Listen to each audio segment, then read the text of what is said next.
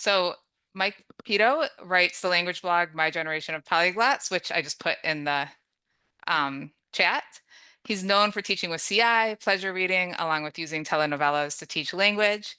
And he has written several readers, um, including Miche y las Balenas and Super Hamburguesas, which I can't say very well, but I've seen the cover of that and I feel like it's just like imprinted in my mind. It's such a compelling cover. So with that, please, Mike, if you want to share your screen, thank you for joining us. Okay, let's see. That is not, what am I trying to share? We see like a close-up of your screen. It's kind of interesting. Um, Sometimes it's easiest to like stop sharing and then reshare. I think so. Hold on, let me try that again. Share.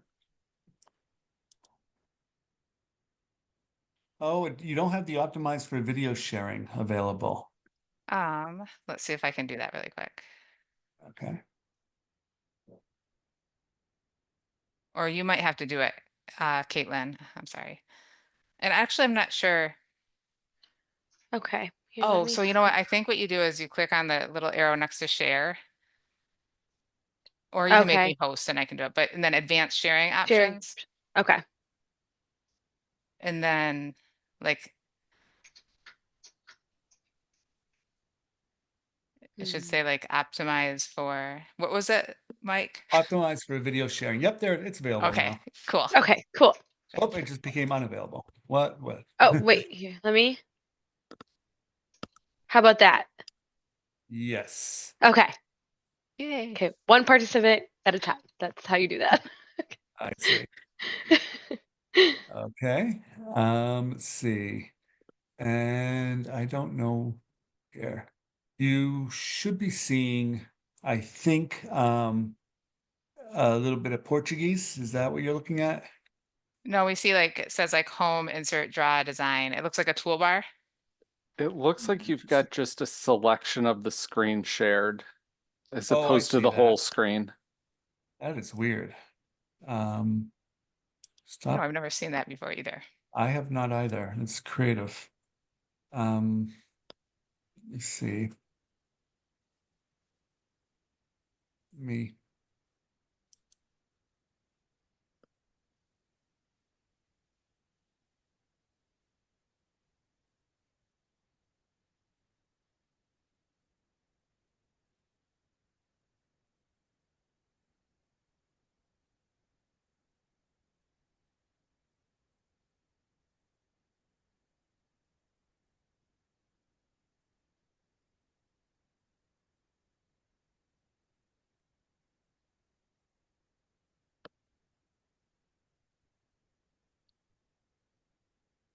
When you Okay, here we go. I think I've got it. Yay. Yep. Well, Fantastic. yes. Okay. Let me try to make this a little bit bigger.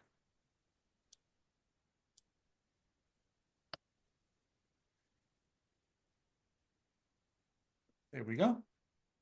Interesting. No, that's not what I wanted. There we go. Okay, so well, I didn't anticipate this. I can't see you right now, so I'm just going to let's see how I'm going to stop the share for a second. Hopefully I'll be able to get it back. I'm going to teach you a little Portuguese in the very beginning. That's the way I roll. And so those of you who stayed up for the late show, it's not going to be a presentation that has tons of things going because I have one big point that I'm going to try to make. But first, as I started to prepare this, I realized I haven't spoken Portuguese since last August. I've been working on Japanese so much that I just suddenly realized, wow, I'm going to make a fool of myself. So Erin, I was originally going to interview you, but then I saw how hard you're working during these presentations that I realized that's a bad idea. So I need one person who is not a Portuguese speaker, somebody who's not going to correct me in the middle of class, not a heritage speaker, please. I just need one person who can volunteer. And I don't know how you're going to do this, but can you make them so that they can audio, they can look, I think Yes. Julia, I see her hand up. I see several I hands think up. Julia, I think Monica. I mean, there's a whole bunch of people that are willing. Okay, great. Then I'm going to, Julia, if you're willing, because you're going to now be, you're going to be permanently on the internet with me. So it's a big thing, I suppose. My God. Good, Do you good. need my camera on? Oh, no, because I'm not gonna be able to see any of that. I normally I would do this Oh. with two computers, but this is just gonna be like the first 5 minutes of Portuguese class, Brazilian Portuguese. So you're looking at my screen, correct? See? Yeah. Okay. And you can answer, by the way, we're just starting our class, so you can answer in English. I'll try to speak Portuguese. You just give me the answers in English, and I'm going to write too. I'm going to do a student interview. Usually in my classes, we have a part of my class every day in which I don't know what's going to happen. I have a student moment in which the students of the curriculum, and we do something like a card talk or a student interview or some kind of creative activity in which the student answers like I have no idea what's going to happen. Well, I have some idea because I'm going to provide some questions. So let's see if I can. Here it is. Here's the first question. Dang, dang, dang, dang. This is the first day, so I'm assuming that you don't know Portuguese at all. It says has, but I'm really asking, do you have? Você tem, do you have uma tatuagem? Uma tatuagem. Is it a double T in English? Eu acho que não. Eu acho que sim. Yeah, Tem? that's right. Huh. I teach Você English, so. Okay, well, there you go. Now, my question to you is: você tem uma tatuagem? Sim? Não? Você tem? Do you have a? Yes.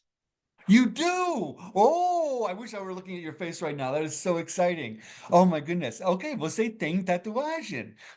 Let's see. Let me draw a little body since I can't see you. I don't know how this is gonna work. Onji, where's my word for onji? I don't even have it up here. I'm gonna write it right here. Onji means where. Oh, there it is. Onji. Onde é a tatuagem? Is it on your head? No. No. Is it like on your shoulder? This would be your shoulder. Or your No. arm? See, onde yes. fica? Where is it? My wrists, both wrists. Oh, ok. I'm going to say braço, então. Você tem uma tatuagem no braço. Here, no braço. I'm going to say your arm, on your arm. Você tem uma tatuagem. GK. Of what? Of what is your tattoo? De que é a tatuagem? Let me guess. É uma tatuagem de uma butterfly. No. No, of course not. That was a stupid answer. Why did I say that? É uma tatuagem de. It's on your wrist, and you're a teacher, so I don't think it's going to be like a glass of wine, but the tattoo you made. Who knows? Okay, I'm going to ask. É vinho? Is it a glass of wine? No. Okay, what is it? I'm striking out here. Heart. It's bark. Heart. I have a heart on both. Oh, a heart, a heart. Oh, assim, é coração. See, Coração. Coração. It's a heart, coração. Você tem coração. Does it symbolize somebody? yes. Oh, now you sound like you're being coy, like you don't want to reveal this. Is it a secret? No, I actually have initials with both hearts. Oh, okay. Well, then tell me the initials, if you don't mind. Like the actual letters Yes. or what they mean. Tell me the letters. On I'm going to draw it out. on one side it is JAD, D as in dog. I hadn't finished. Oh, just a D. Oh my goodness. Okay. It's no, I have two separate hearts, one on Okay, each okay. wrist. And And on the the other other heart? heart, BAM. B-A-M? M as in Mike. Yep. Oh, muito bem, muito bem. Okay, and now who am I speaking to again? I can't remember. It's Julia. Julia Mhm. ela tem uma tatuagem. Não, ela tem duas. Duas. Ela tem duas tatuagens. She has two tattoos. Ela tem duas tatuagens de corações. Um coração e outro coração. Oh, muito bem, muito bem. A ver. E você gosta. Oh, you have no idea. You have no idea what I'm saying. Você gosta de. Do you like? Você gosta de praia? Da praia. Você gosta da praia? Do you like the beach? Yes. Oh, você gosta da praia. So when you go onto the beach and everybody's looking at these tattoos, like there's no hiding the tattoos as you, well, they're on their wrist, so it's not that hard to, mas você gosta da praia and you're like displaying your tattoos and people are looking up, admiring your tattoos. Muito bem. Você gosta, let's see, what can I say? How can I, hmm. Do you live near the beach? No. Oh, você não mora perto da praia. So you probably don't get to go to the beach very much. Você gosta da praia, but você não vai. You don't go. Você não vai à praia. Oh, triste. Oh, that is so sad. That is tragic. Você gosta da praia, mas não vai pra praia. Where do you live? Northeast Ohio. Oh, mas você, I don't know. Did you consider the little grassy area on the edge of a lake to be praia? I mean, maybe not grassy. Maybe if it's sandy, that's still praia. It's not Copacabana. It's not, Leblon or something, but it's still it's kind of praia. Do you go to like lakes with this is the lake praia? Actually, I usually go to North Carolina.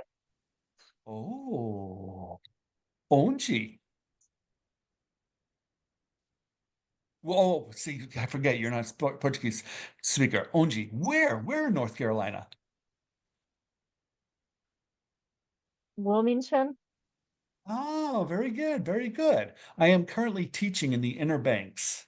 So, Okay. yeah, it's a beautiful, beautiful area. Okay. Oh, yeah.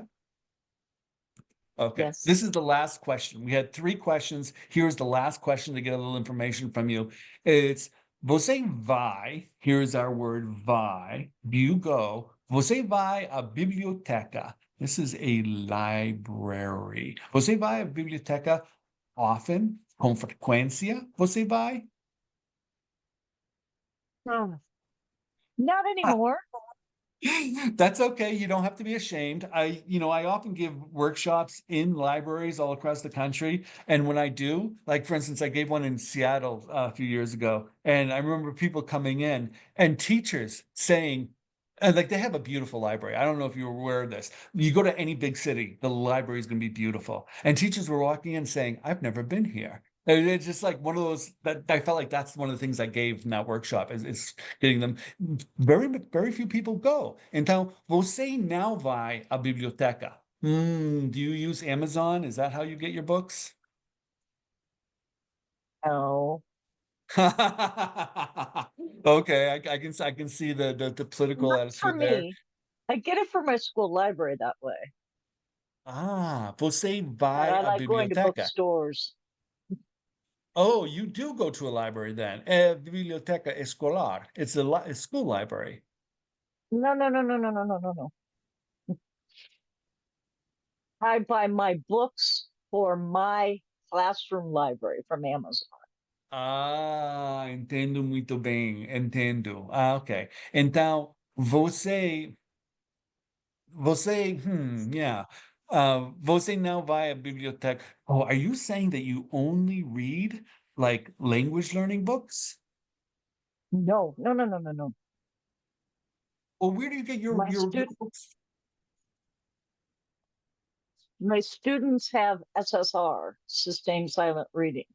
Absolutely. So I have about probably between 1,000 and 1,500 books in my classroom for them to Uau! choose from.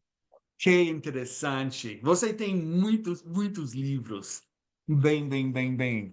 E você não vai à biblioteca, mas você. Oh, how can I say this with this limited vocabulary? Você tem biblioteca. That's what it is. Você não vai, você tem biblioteca. There you go. Okay, muito bem. Thank you so much, Julia.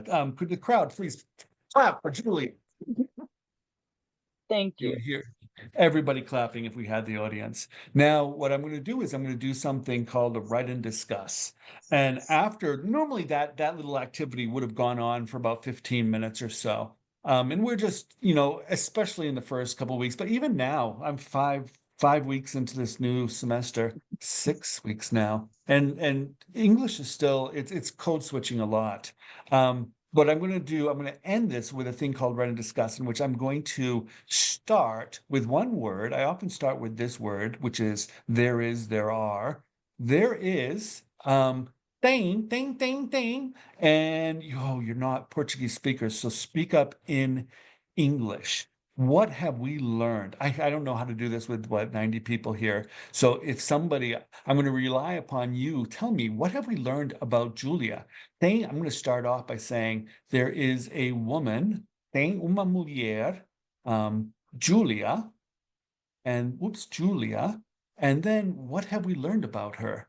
Maybe Erin, you can call on people. I don't know if you can see them. Yeah, absolutely. Oh, don't call them on them as in victims. We're going to let them tell us what they remember about Julia. And in English. So, so like Maria says, has 2 tattoos. Eso, muito bem. Oh, usually I ask for like 2 or 3 words. Don't give me a full sentence. So, tem uma mulher, Julia, e ela tem duas tatuagens. Duas tatuagens no. Does anybody remember where they were? Ohio, someone said. Oh, yes, the tattoos are in Ohio, Oh, but they're oh, specifically on her arms. on Nos, her, yeah. yeah, that's okay. I was not being clear. Nos braços. Ela, I'm going to incorporate that into it. Está em Ohio. Ohio. Ela está em Ohio and she is in Ohio and ela está em Ohio and any ideas out there? Enjoys the beach. No beach, E or doesn't não, go to the muito beach bem. Ela gosta via da Williamton. um, praia. Ela gosta da praia. Oh, that's a whole nother thing. Ela vai, she goes. Ela vai à praia em William. I'm just gonna say North Or Carolina. Wilmington. Sorry, Yeah, I that's didn't what it say was. that I well. knew there was something. I'm just like, oh, this is North Carolina. I should know that. Okay. Ela vai à praia in North Carolina. But mice.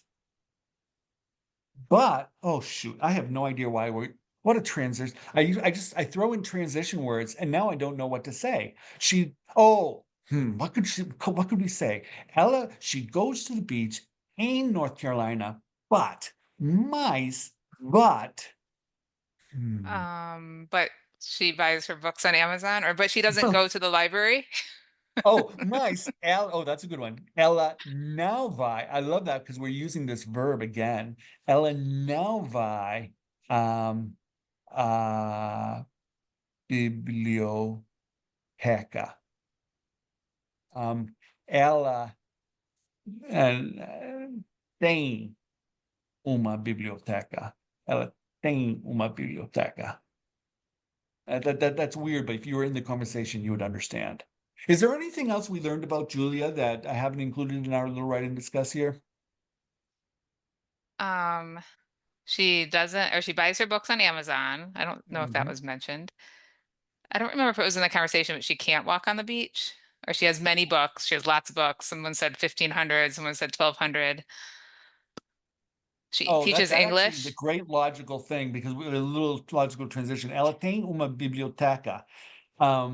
Ela tem muitos livros. I'm not going to say the number. I'm just going to say she has a lot of livros. Ela tem muitos livros. Oh shoot, why did I do another transition word? I should have just put a period. Ela tem muitos livros e now tem, oh shoot, what does she not have? And she doesn't have.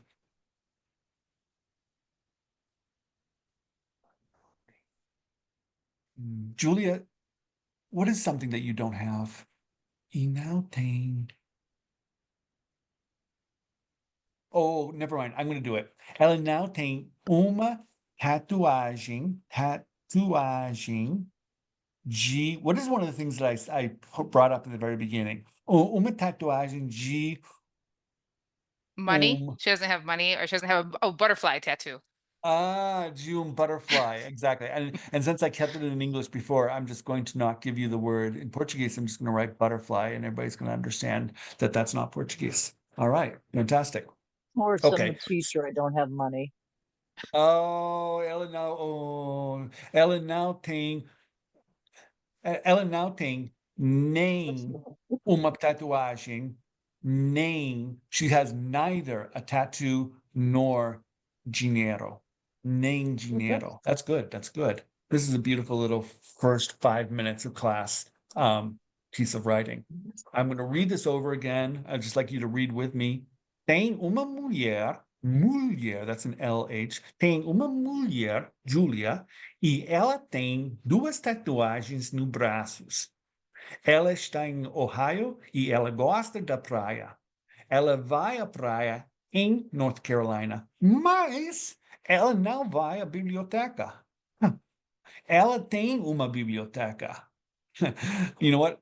Ela é uma biblioteca. Ela tem muitos livros e não tem nem uma. She has neither uma tatuagem de butterfly nem dinheiro. Wow. Ela, I'm going to add one more thing, and I'm just going to assume it because you sound very happy. Ela gosta. Ela gosta. I'm just going to leave it like that. She likes that. Because it sounds like it could have been like I don't know, critical ending. And I'm like, no, that's a good ending. Who needs butterflies or money when you have a library? Ótimo. Okay.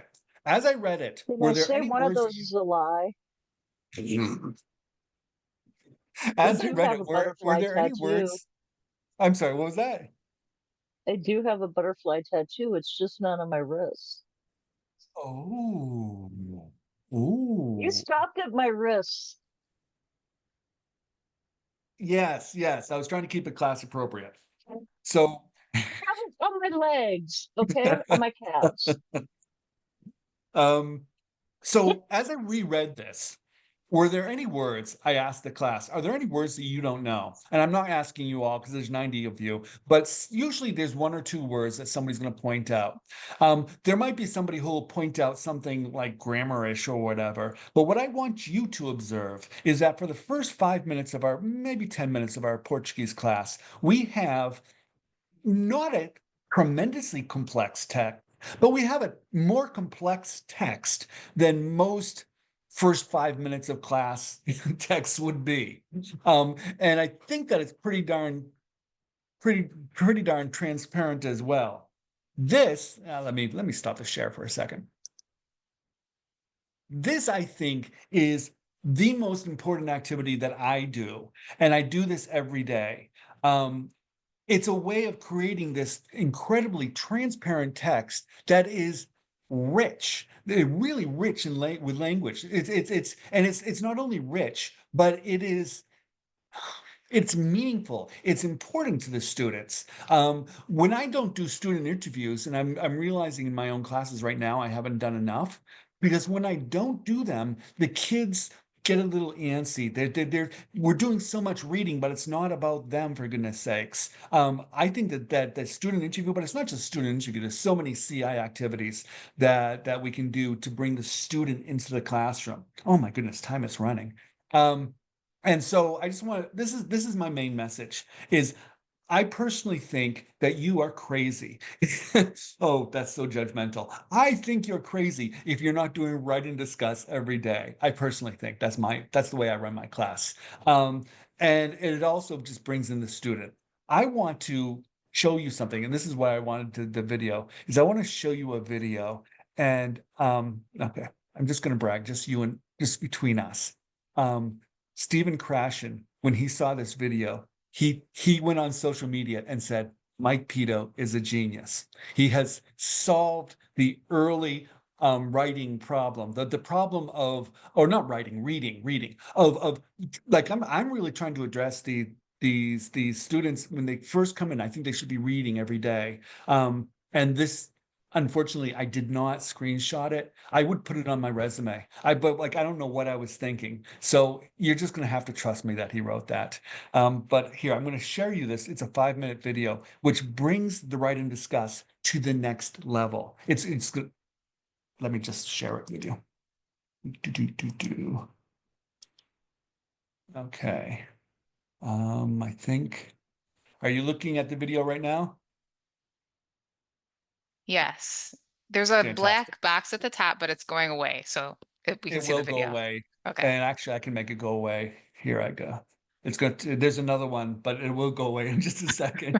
Okay. Oh, dear. We can Is see it gone most of the now? video. It's Okay. almost gone. No, it's almost gone. It's perfect. Abilities. Because if you cannot provide What's text, the stop? That's in the middle. Oh, how did I get? Geez, this is, no, I don't want to annotate. I can't believe this. Look at this. It's at the very end of the video. Okay, let me minimize this again. Ugh. Oh, Dios mío. Stop the share. This is so embarrassing. It really isn't. It's Zoom. There's always some issue. It's definitely okay.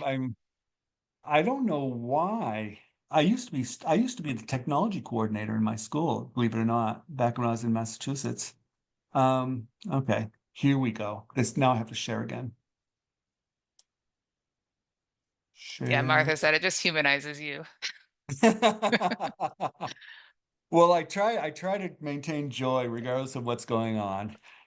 So here we go. There we have the boxes again. It's okay. They're And disappearing. yep, I think we can do that. We'll go. in class every day, you're talking with your classes in slow, comprehensible speech. Are you hearing it? Yes, we are. Okay. Sometimes you do this through student interviews, or calendar talk, or you create one-word images, or you extend your one-word images into a narrative. Great. When you end class, you save 5 to 10 minutes to write and discuss what you've talked about in class. This is really important. If you don't do this, watch this video now. Now, every class, when you're finished with the write and discuss, take a picture of it. Every period, take a photo. These stories are gold because you know that the students understand them and they are interesting to your students because they made them. At the end of the day, take a look at the photos and transfer the write and discuss stories from the photos to the cartoon templates.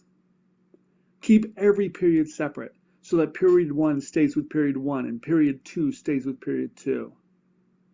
See the space between the boxes? Use that space to write footnotes for words that came up in class that other classes will not know. That is low frequency vocabulary.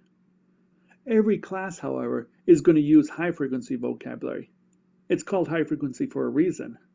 Now, on Tuesday, you're going to do the very same thing. Talk to your classes, laugh, come up with crazy stories, talk about life. Just keep it comprehensible.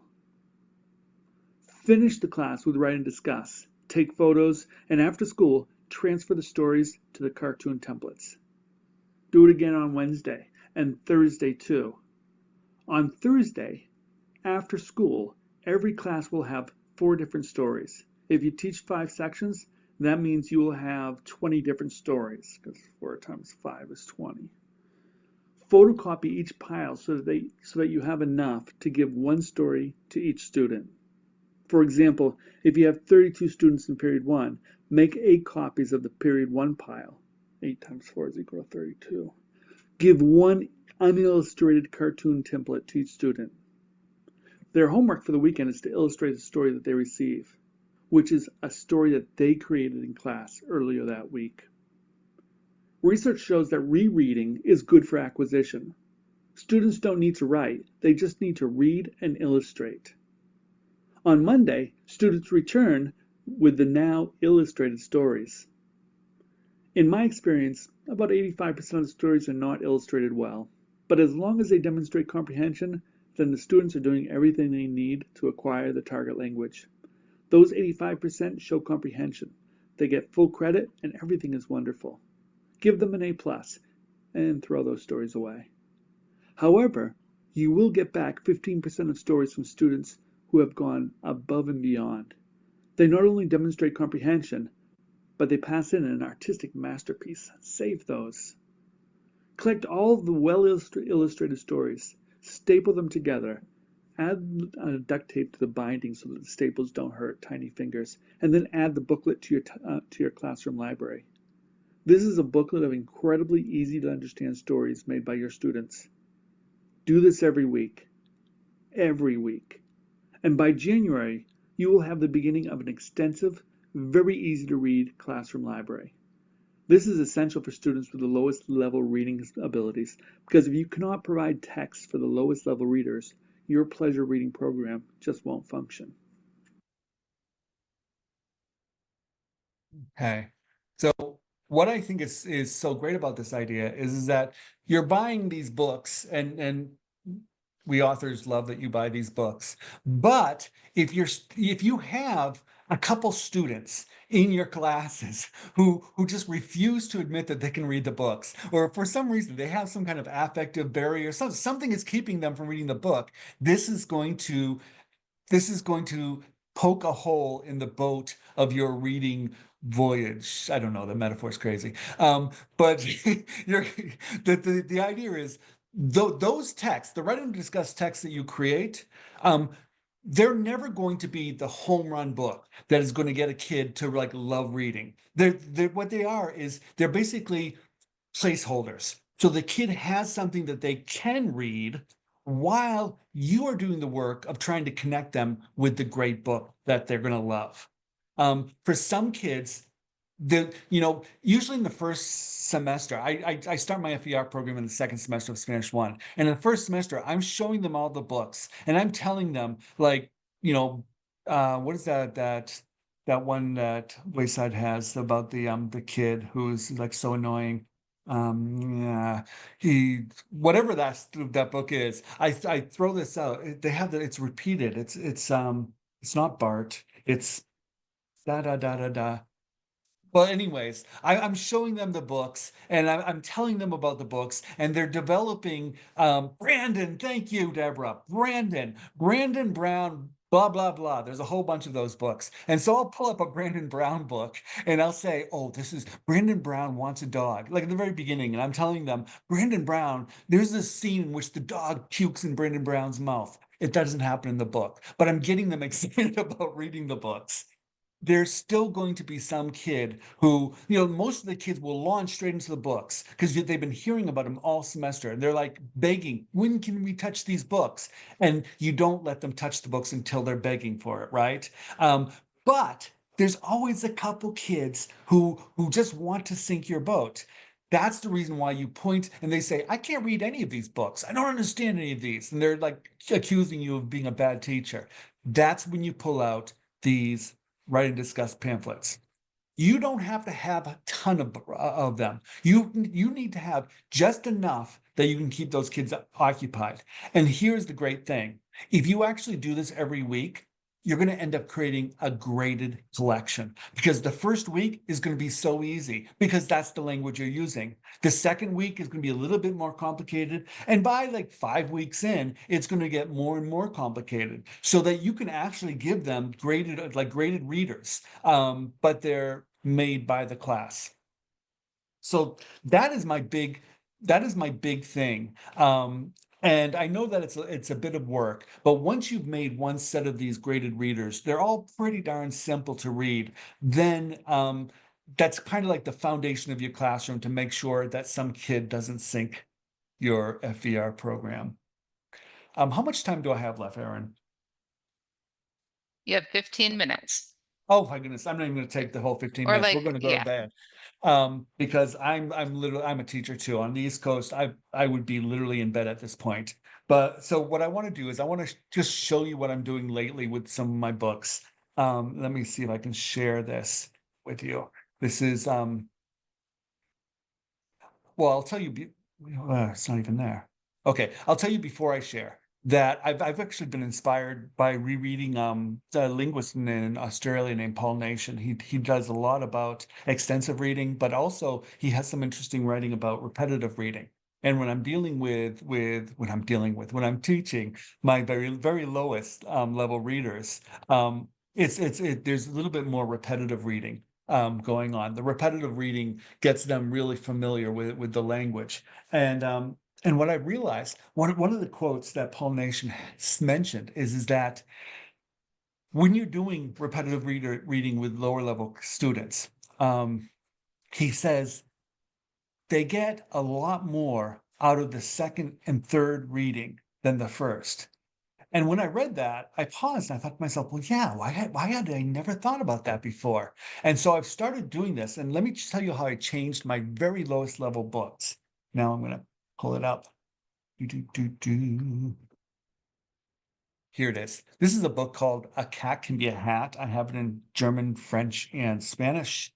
And let me share with this. Boom, share.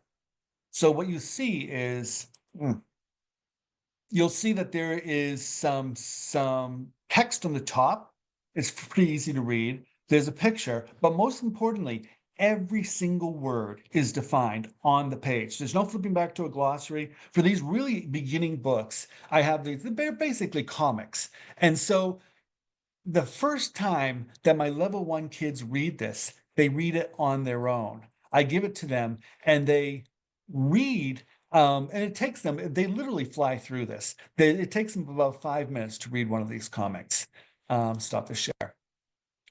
And then the second time, as I'm beginning to read, I'm talking about it. And what's great is that there's a much lower cognitive load because they already have an understanding of what's happening. And now I don't expect them to actually acquire much from their first reading. All they're doing is beginning to understand the story. It's me talking about the story. That's where the magic of acquisition happens. The second and third time when we're going through. And yeah, I could do some boring comprehension questions, or I can just be like really excited about the stories. And as I'm talking about them and, and I'm describing what happens and I act them out a little bit. But what I realized, and I've never done before this year, is have them read it first on their own.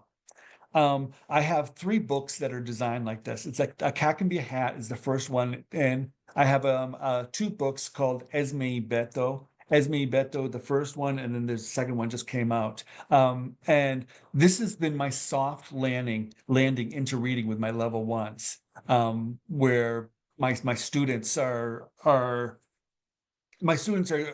coming from rural North Carolina, and I'm dealing with issues that I haven't dealt with before in my career, but I'm really liking this soft landing where they read first and then we talk about the reading.